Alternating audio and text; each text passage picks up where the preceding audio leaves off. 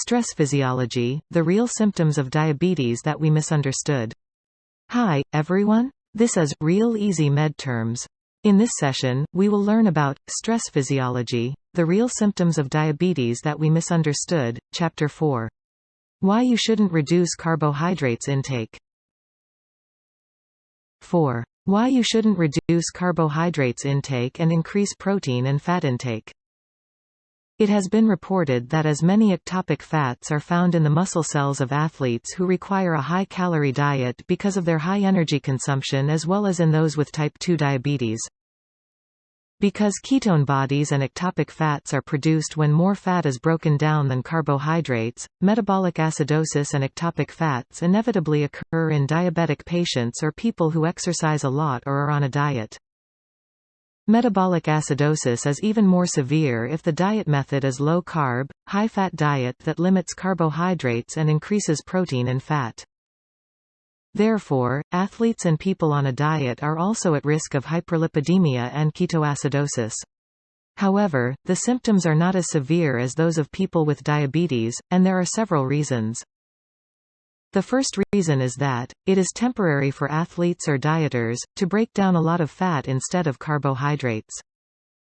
Stopping vigorous exercise and resting, or stopping a diet and taking proper nutrition, reduces fat breakdown and lowers blood ketone body levels. However, since diabetic patients are chronically using fat without using glucose, acidic substances such as ketone bodies are continuously produced, so the acidification of the blood cannot be prevented. The second reason is also that fat breakdown in dieters and athletes is temporary, and fat breakdown in diabetic patients is continuous. Even if acid substances temporarily increase in the blood, healthy people neutralize acidity by operating the compensation mechanism of the body to return pH to neutral. But, since there is a limit to this compensation mechanism, it is not possible to neutralize the ketone bodies that are continuously produced. Diabetes patients with chronic acidity in body fluids already drag the pH compensation mechanism in the human body to the floor, so metabolic acidosis occurs, because they can no longer afford to neutralize acidity. The third reason is kidney health. Healthy person's kidneys can excrete excess ketone bodies and hydrogen ions in the urine to keep the body fluid weakly alkaline.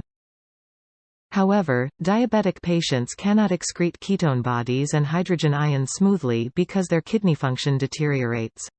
As a result, the body's fluids tend to become acidic, resulting in metabolic acidosis. Excessive intake of animal protein can also cause metabolic acidosis. The sulfur contained in the protein is converted into sulfuric acid in the body. In addition, excessive protein intake accelerates kidney damage. Athletes, dieters, or people who have lost a lot of weight in a short period of time also develop acidosis, so they need to pay attention to the acidification of the blood. In particular, planning a carbohydrate-reducing diet can decrease the amount of minerals contained in grains, fruits, and vegetables, which can lead to various mineral deficiencies. Moreover, if diabetic patients eat a diet that reduced carbohydrates and increased fat, complications from hyperlipidemia and ketoacidosis cannot be avoided. In this class, we learned that increasing the intake of fat and protein to lower blood sugar levels is dangerous because they produce a lot of ketone bodies and causes ketoacidosis. We also learned that people on a low-carb diet to lose weight, or athletes who break down a lot of fat, are at a higher risk of ketoacidosis.